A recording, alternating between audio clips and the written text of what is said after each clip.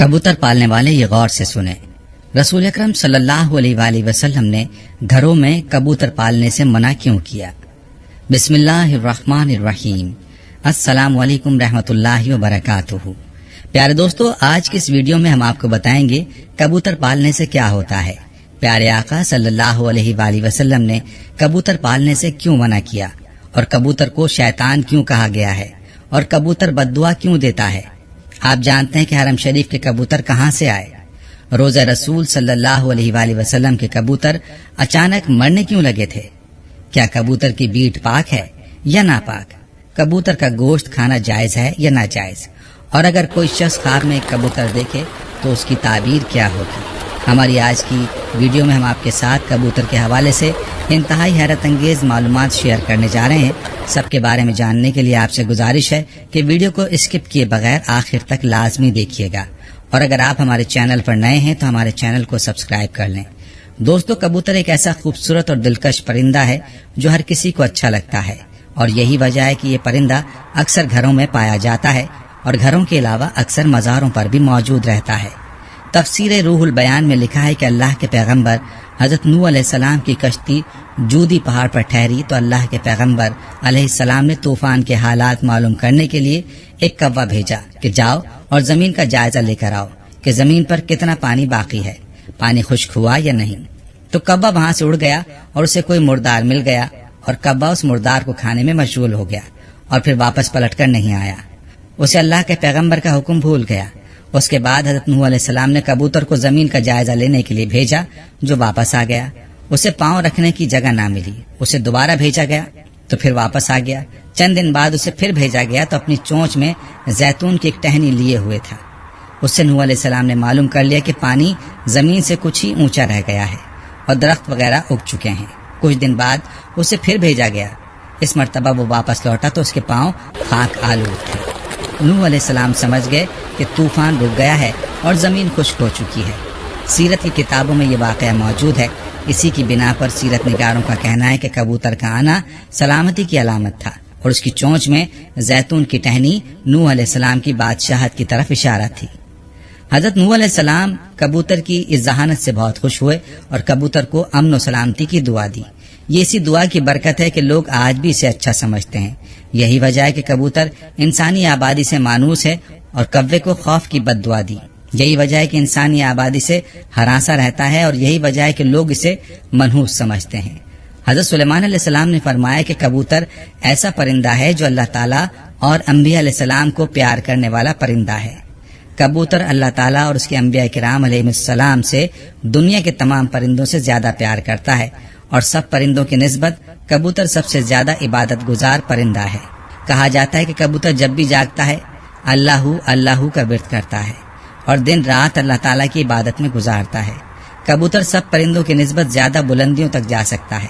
یہ بہت اونچا اڑتا ہے، جبکہ کبوتر کا پیچھا عقاب کرتا ہے، اور جب عقاب کبوتر کا شکار کرنے کے لیے اسے پکڑنے کی کوشش کرتا ہے تو کبوتر خود کو بچانے کے لیے بہت زیادہ بلندی پر چلا جاتا ہے۔ اس لیے عقاب کے لیے اتنی اونچائی پر جانا مشکل ہو جاتا ہے، اور کبوتر خود کو بچانے میں کامیاب ہو جاتا ہے۔ شاید وہ یہ سوچتا ہے کہ میں جتنا اونچا اڑوں گا اتنا ہی اللہ کے پاس پہنچ جاؤں گا۔ ناظرین، فقہا کے نزدیک گھروں میں شوقیہ پرندے رکھنا یا کبوتر پالنا جائز ہے۔ شرط یہ کہ اس کی غذا سردی، گرمی اور بارش سے حفاظت کا انتظام کیا جائے، اور جب اہل خانہ کہیں گھر سے باہر جائیں تو ان کی غذا اور دیکھ بھال کا مناسب انتظام کر کے جائیں، مگر پرندوں کو ستانے کے حوالے سے ممانعت ہے۔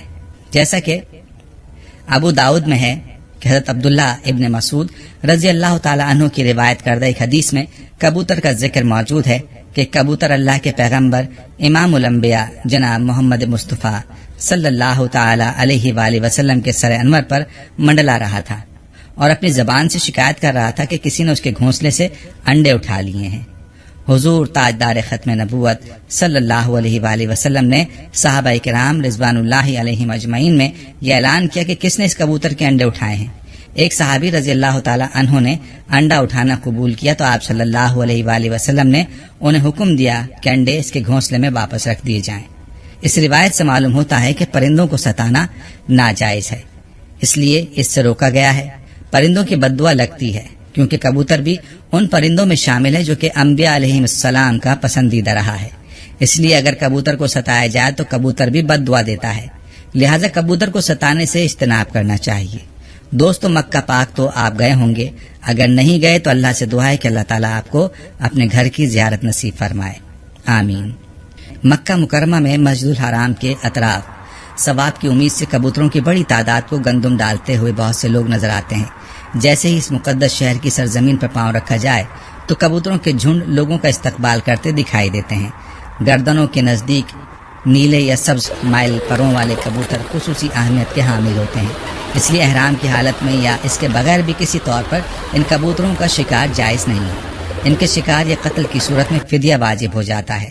ایک روایت میں کہ یہ کبوتر ان کبوتروں کی نسل سے ہیں جنہیں رسول اللہ صلی اللہ علیہ وآلہ وسلم کے غار ثور میں قیام کے دوران غار کے دروازے پر گھونسلے بنا ڈالے تھے اور انڈے دے دیے تھے۔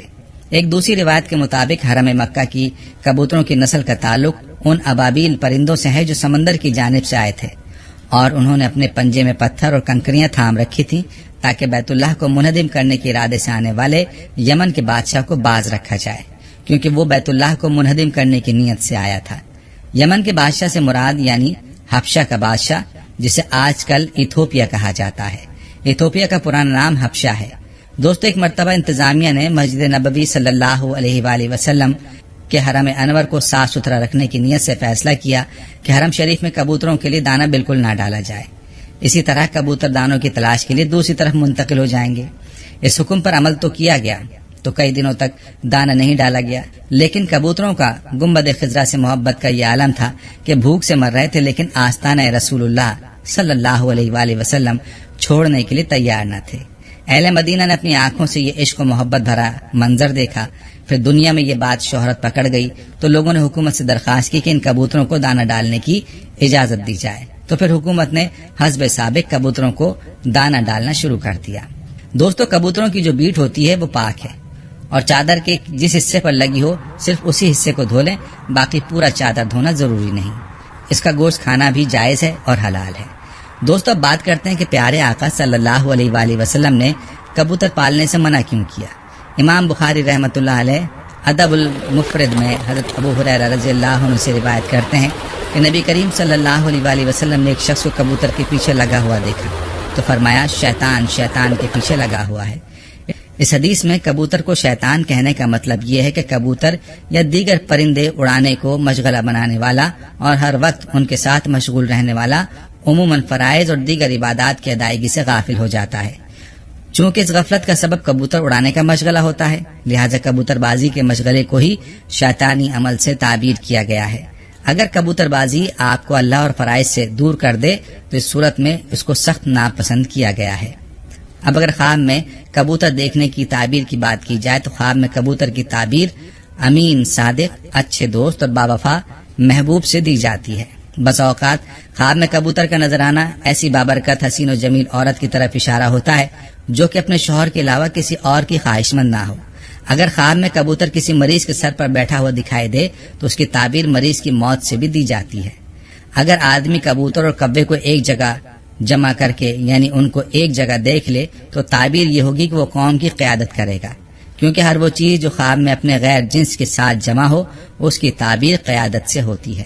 خصوصاً کبوں کے سلسلے میں کبوں کا شمار فاسقین سے ہوتا ہے۔ خواب میں کبوتر کی آواز کلام باطل کی